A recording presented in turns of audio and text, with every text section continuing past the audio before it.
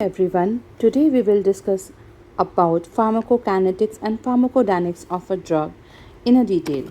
Okay, so for pharmacokinetics and pharmacodynamics of a drug in a detail, we will discuss all the factor which is responsible for that.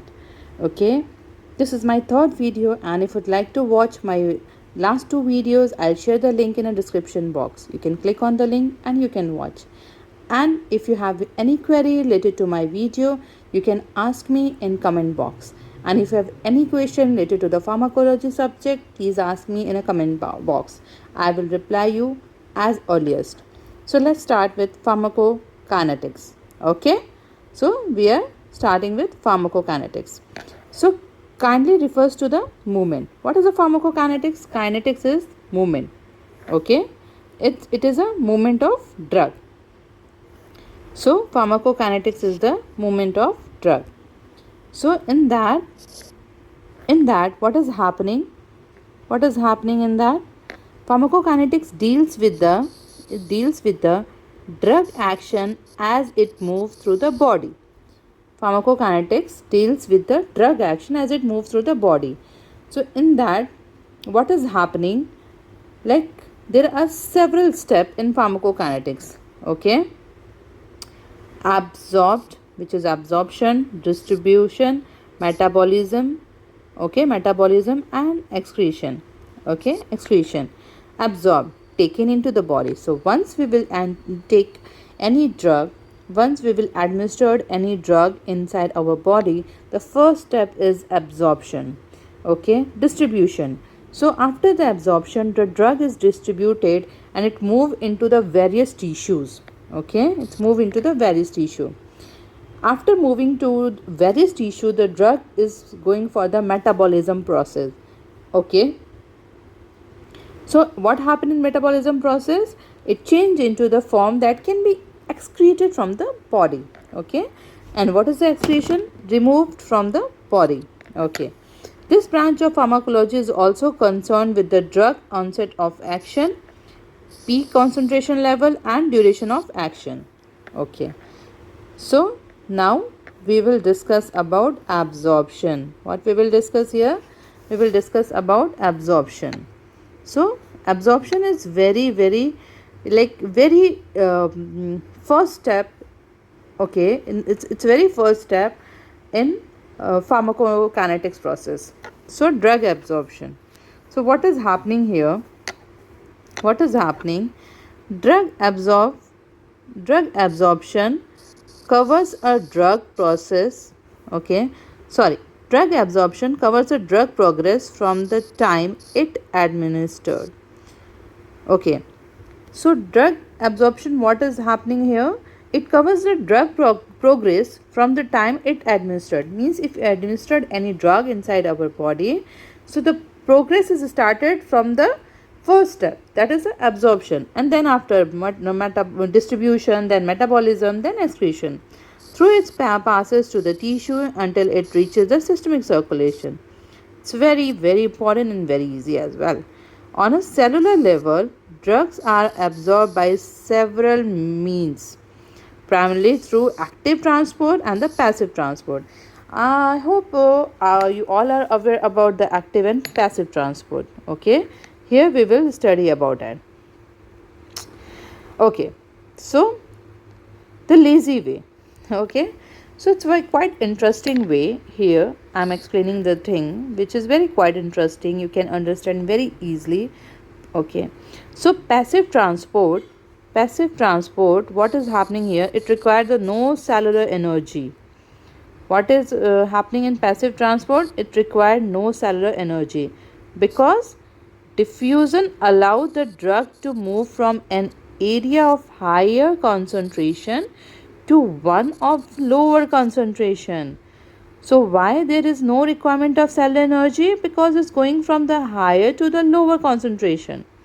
And the passive transport occurs when the small molecule diffuses across the membrane. So when the passive transport occurs when small molecule diffuse across the membrane and stop when drug concentration on both the side of the membrane is equal. It's very easy to understand. So what is happening here? Here there is no cellular energy is involved. Why no cellular energy is involved?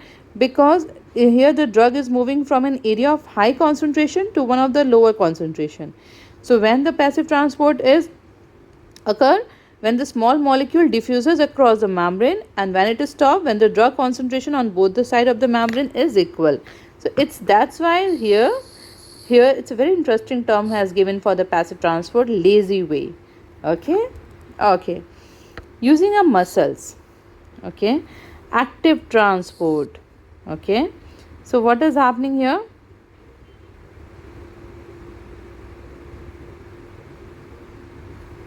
What is happening here? See, active transport requires the cellular energy to move. Here no cellular energy is required. Here cellular energy is required. Cellular energy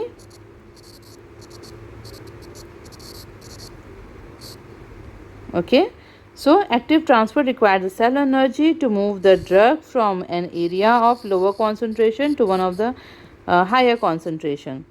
Active transport is used to absorb electrolyte such as sodium and potassium, as well as some drugs such as levodopa. Okay, so what is happening here? Here the active transport, it requires the cellular energy. Why it requires the cellular energy? Because the drug is moving from the lower concentration to one of the higher concentration. So that is the reason the cellular energy is required. And active transport is used to absorb the electrolytes such as sodium, potassium, as well as some drugs such as levodopa. Okay, taking a bite. Okay, so what is happening here? Pinocytosis is a unique form of active transport that occur when a cell engulfs a drug particle, and pinocytosis is commonly employed to transport a fat soluble vitamin, that is vitamin A, D, E and K. Okay, if only a few cells separate the active drug from the systemic circulation, absorption will occur rapidly and the drug will quickly reach the therapeutic level in the body. Typically, absorption occurs within the second or minutes when the drug is administered sublingually and IV or by inhalation. Okay. Absorption, more detail about it. Absorption occur at the slower rate when the drug are administered by the oral. So here it's written, typically absorption occur within a second, means fast, or a minute when the drug is administered sublingually, IV or inhalation. But when absorption, so that's why here is written not so fast.